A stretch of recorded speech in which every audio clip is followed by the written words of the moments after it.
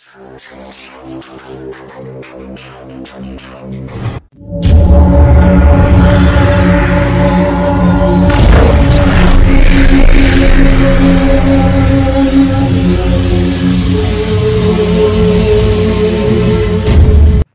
भाइयों, अगर आप टमाटर की खेती करने के बारे में सोच रहे हैं या फिर टमाटर की खेती करने चल रहे हैं और आपको संपूर्ण जानकारी नहीं है कि टमाटर की खेती हमें कैसे करनी चाहिए कि उसमें जो रोग लगता है वो रोग ना लगे और हमारा टमाटर जो है वो अधिक उत्पादन दे, वो कौन सी किस्म का टमाटर का बीज लेकर आएँ जिससे हमें अधिक से अधिक उत्पादन देखने को मिले और हमारा मुनाफा डबल हो सके। तो आज हम इस वीडियो में आपको बताने वाले हैं कि आप कौन सी वैरायटी का टमाटर लाकर अपने खेतों में लगा सकते हैं जिसमें बहुत ज़्यादा अधिक उत्पादन मिलेगा आपको।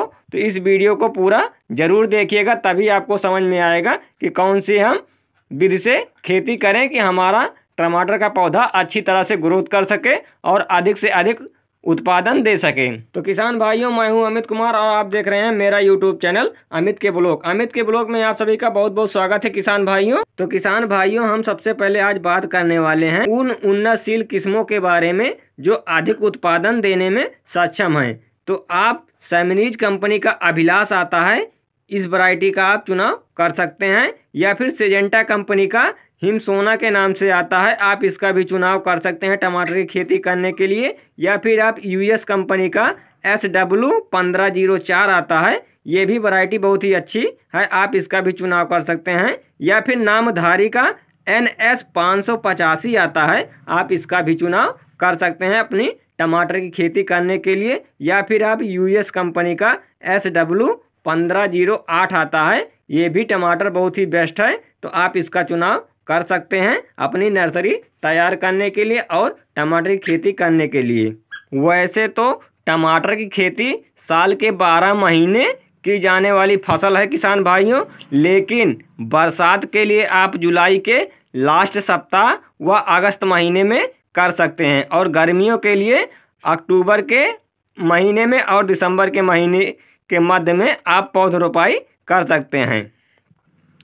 तो दोस्तों, जब भी आप पौधरोपाई करें तो उससे 20 से 25 दिन पहले आप नर्सरी तैयार कर लें, क्योंकि किसान भाइयों नर्सरी तैयार होने में 25 से 30 दिन का टाइम लगता है, इसलिए हमें 25 से 30 दिन पहले नर्सरी तैयार करनी पड़ती है। भूमि और खेत की तैयारी के ऊपर बात करें तो टमाटर की खेती वैसे तो सभी प्रकार की भूमि पर आप खेती कर सकते हैं, काली भूमि हो, काली दोमट हो और चिकनी मिट्टी हो, तो आप उस पर टमाटर की खेती के लिए ये उपयुक्त मानी जाती है कि आप इस पर टमाटर की खेती कर सकते हैं। किसान भाइयों, बात कर लेते हैं कि जो हमारा मिट्टी का पीएच वैल्यू रहेगा वो कितना रहेगा टमाटर की खेती करने के लिए।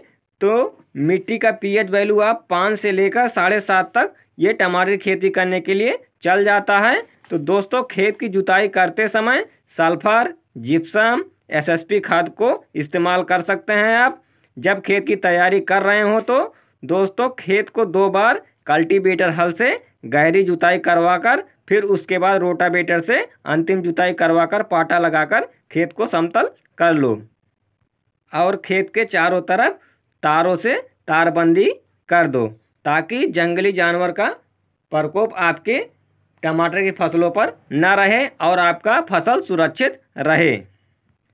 तो किसान भाइयों, बात करते हैं टमाटर की खेती के लिए जो तापमान है वो न्यूनतम 14 डिग्री से 15 डिग्री सेल्सियस तक का तापमान बहुत ही अच्छा होता है ठंडियों के लिए, और अधिकतम जो हमारा तापमान रहेगा वो 35 डिग्री से लेकर 36 डिग्री तक का तापमान बहुत ही अच्छा होता है। ये काफ़ी अनुकूल माना गया है टमाटर की खेती करने के लिए।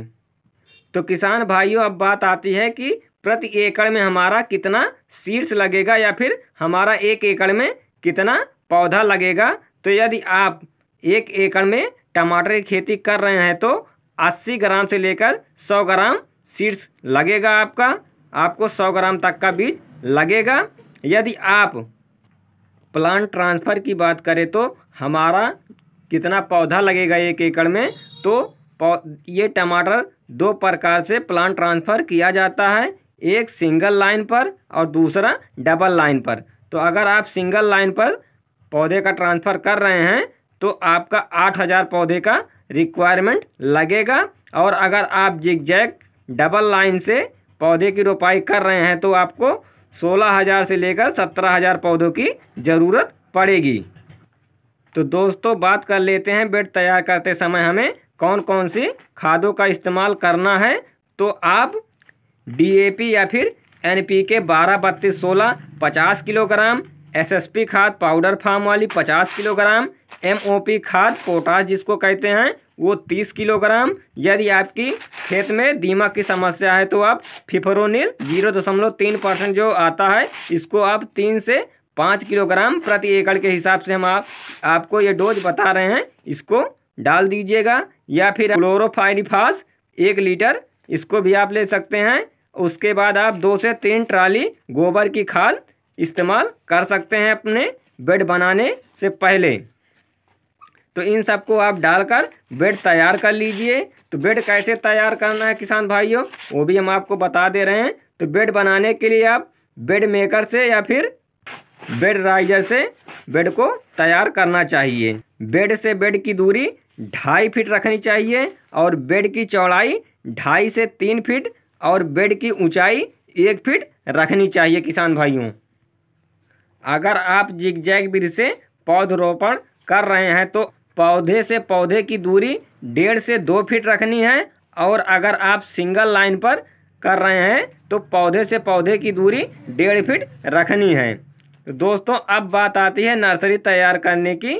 तो आप अपने घर पर कुछ इस प्रकार से नर्सरी तैयार कर सकते हैं जैसा कि आप वीडियो में देख रहे हैं। इस प्रकार से आप अपने घर पर नर्सरी तैयार कर लीजिए।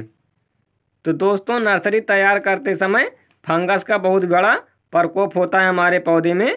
तो आप उसके लिए M45 आता है जिसमें मैंकोजेब 75% है। आप इसको 15 से 30 ग्राम प्रति 15 लीटर पानी में घोलकर स्प्रे कर दीजिएगा। और कभी कभी नर्सरी में पीलापन की भी समस्या आ जाती है तो आप 19-19-19 को 30 ग्राम प्रति 15 लीटर पानी में घोलकर स्प्रे करना चाहिए।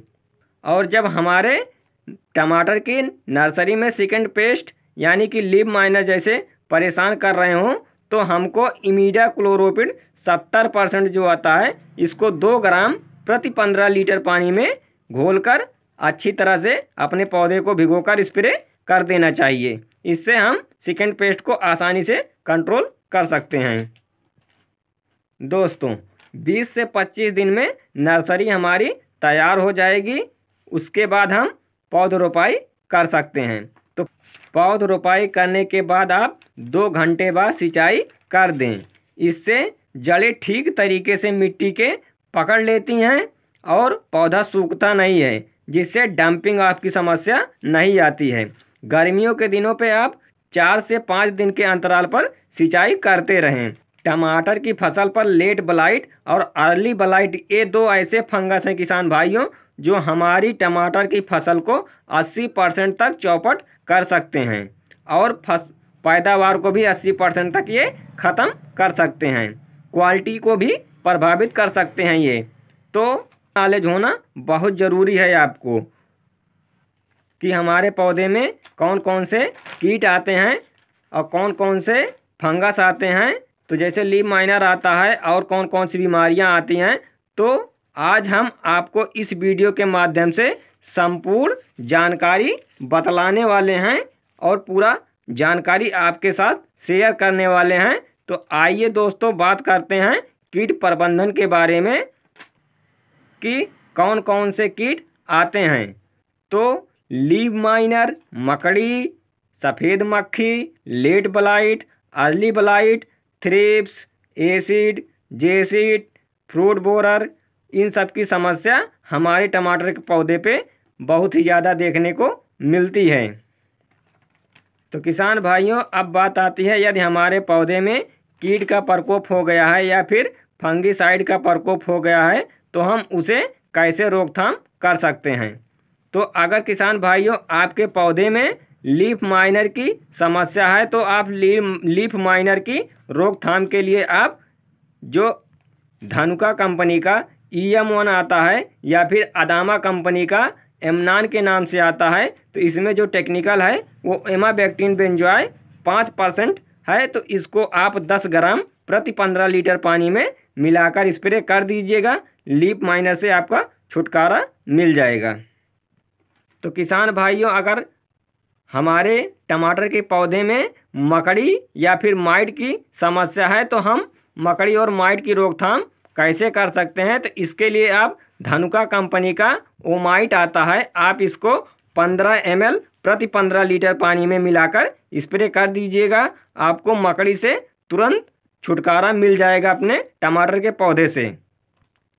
तो दोस्तों, सफ़ेद मक्खी की बात आती है। ये सफ़ेद मक्खी जब हमारे पौधे में लगती हैं तो पत्तियां सिकोड़ देती हैं। तो इनको हम कैसे कंट्रोल कर सकते हैं, इनकी रोकथाम हम कैसे करें सफ़ेद मक्खी की, तो इसके लिए आप एसिटामाइप्रिड 20% SP फॉर्म में आता है। तो आप इसको 10 ग्राम प्रति 15 लीटर पानी में मिलाकर स्प्रे कर दीजिएगा। आपकी सारी सफ़ेद मक्खियाँ ख़त्म हो जाएगी टमाटर के पौधे से। किसान भाइयों, अगर टमाटर की फसल में फल छेदक की समस्या आती है तो आप स्पाइनोटोरियम 11.7% जो आता है, आप इसको 20 ml प्रति 15 लीटर पानी में मिलाकर स्प्रे कर दीजिएगा। आपका फल छेदक दूर हो जाएगा। या फिर आप FMC कंपनी का जो कोराजेन आता है, आप इसको 15 ml प्रति 15 लीटर पानी में मिलाकर स्प्रे कर दीजिएगा। और जो सबसे बड़ी और घातक बीमारी है हमारी टमाटर के पौधे में, वो है अगैती और पिछैती झुलसा। तो आप इसको कैसे नियंत्रण कर सकते हैं, इसके लिए कौन कौन सी दवाइयां हैं जो इसका रोकथाम कर सकते हैं आसानी से, तो इसके लिए आप साफ ले सकते हैं। रेडोमिल गोल्ड आता है फंगिसाइड, आप इसको भी ले सकते हैं। या फिर साइमोक्स फंगिसाइड आता है, आप इसको ले सकते हैं। या फिर M45 आता है, उसको ले सकते हैं। या फिर फॉलिक्योर फंगिसाइड आता है, आप इसको लेकर स्प्रे कर दीजिएगा। आपका जो अगैती और पिछैती झुलसा है ये हमेशा हमेशा के लिए ख़त्म हो जाएगा। तो आप इसको जब भी दवाइयों का स्प्रे करें तो बीच बीच में आप इसका स्प्रे करते रहिएगा। और किसान भाइयों, सबसे बड़ी समस्या तो हमारा तब आता है जब हमारा पौधा पूरी तरह से तैयार हो जाता है और उसमें फल फूल बनने की अवस्था आती है। तब सबसे बड़ी समस्या आती है कि उसका फल फूल झड़ने की समस्या होती है। कि फल फूल झड़ने की समस्या जब हमारी आए तो हम गोदरेज का जो डबल आता है, इसको 10 ml प्रति 15 लीटर पानी में मिलाकर आप स्प्रे कर दीजिएगा। या फिर बायर कंपनी का प्लानोफिक्स आता है, आप इसको 4 ml प्रति 15 लीटर पानी में मिलाकर स्प्रे कर दीजिएगा।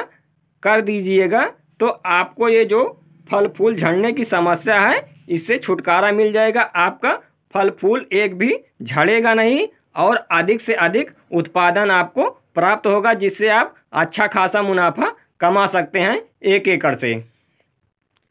तो किसान भाइयों, अगर आप 1 एकड़ खेती कर रहे हैं तो आप भी जान रहे हैं इस समय टमाटर का जो भाव है वो 100 रुपये के पार है। तो आप अगर 1 एकड़ में खेती कर रहे हैं तो आप लगभग 2 से 3 लाख रुपए बड़ी ही आसानी से 1 एकड़ खेत में आप ये खेती कर कमा सकते हैं।